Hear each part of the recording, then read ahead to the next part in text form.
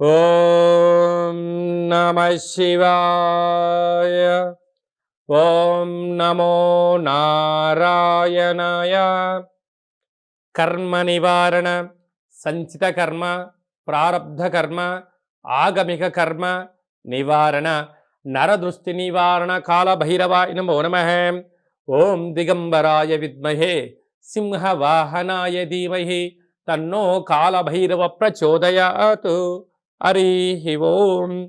మా ఛానల్కి స్వాగతం. చూస్తున్న వీక్షకులకు, ప్రేక్షకులకు, ప్రియ కాళభైరవ భగవద్బంధులకి స్వాగతం పలుకుతూ మమ్మల్ని ఎంతగానో ఆదరిస్తూ ఉండబడినటువంటి ప్రియ సోదర సోదరీమణులకు అందరికీ, సనాతన ధర్మ సంరక్షకులకి, వీక్షకులకు, ప్రేక్షకులకు 2024 సంవత్సరంలో శేషభాగమైనటువంటి 15 రోజులకు వీడుకోలు పలుకుతూ 2025 సంవత్సరానికి స్వాగతం పలుకుతూ ఈ సంవత్సరంలో జరిగినటువంటి అష్ట కష్టాలకు, ఇబ్బందులకు, అనారోగ్యాలకు స్వస్తి పలుకుతూ నూతన ఆనందంతో 2025 సంవత్సరం స్వాగతం పలకాలని కోరుకుంటూ 16/12/2024 నుండి 31 డిసెంబర్ 2024 వరకు పుట్టినటువంటి వారందరికీ కూడా ముందస్తుగా జన్మదిన శుభాకాంక్షలు. అలాగనే గతంలో వివాహం చేసుకున్న వారికి వివాహ వార్షికోత్సవ శుభాకాంక్షలు.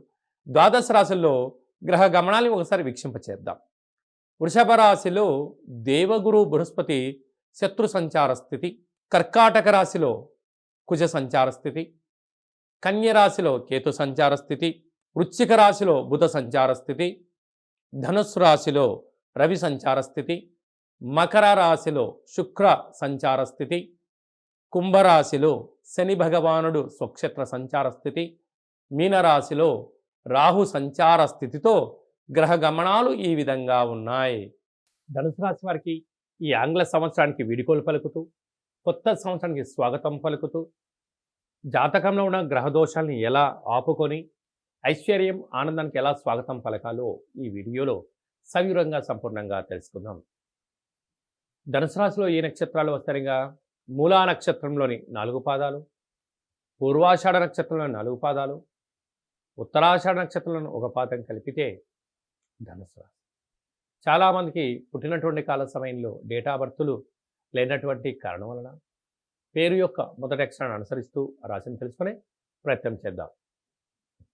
ఏ, యో, బా, బి, బు, ధా, బా, డా, బే అక్షరాల వారందరూ కూడా ధనుసు రాశి జాతకులు.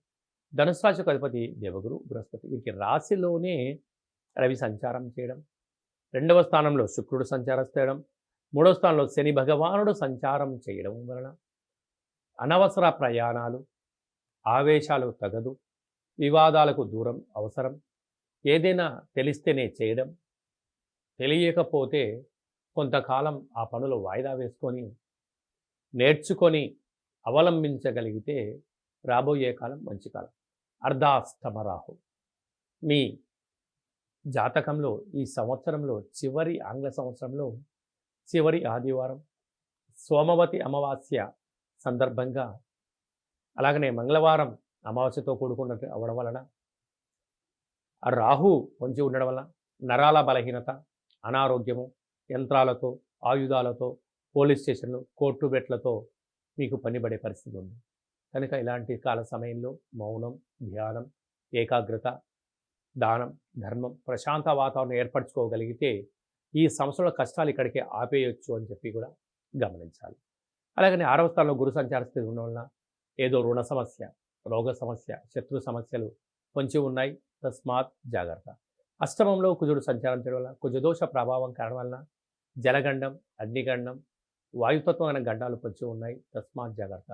ఇలాంటి కాల సమయంలో ఏం చేయగలగాలి అన్నట్లయితే, మనము ఒక గ్లాసు బియ్యాన్ని అన్నంగా ఏర్పాటు చేసుకొని, అందులో పసుపును బాగా కలిపి, అందులో ఒక నిమ్మకాయని ఏర్పాటు చేసుకొని, వీటిని దుర్గామాత దగ్గర అమ్మవారికి నైవేద్యంగా పెట్టి, కొద్ది భాగాన్ని తీసి దిష్టి తీసి ప్రవహించే నీటిలో వేయడం, కుక్కలకు ఏర్పాటు చేయడం వలన అంతర్గతమైన బహిర్గతమైనటువంటి సంఘర్షణకు సంబంధించిన దోషాలు తొలగిపోయి ఈ సంవత్సరంలో జరిగినటువంటి చెడు అన్నిటికీ ఒక బలిహరణ అని చెప్పి గమనించాలి.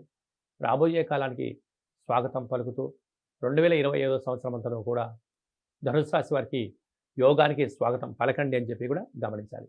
అలా కుదరలేదు, ఈ కింద నెంబర్ను సంప్రదించండి, మీకు వీడియో కాల్ ద్వారా కార్యక్రమాన్ని చేయించి ఈ కష్టాలకు స్వస్తి పలుకుతూ ఐశ్వర్యం స్వాగతం ఎలా పలకాలో తెలియజేయడం జరుగుతుందని చెప్పి కూడా గమనించాలి.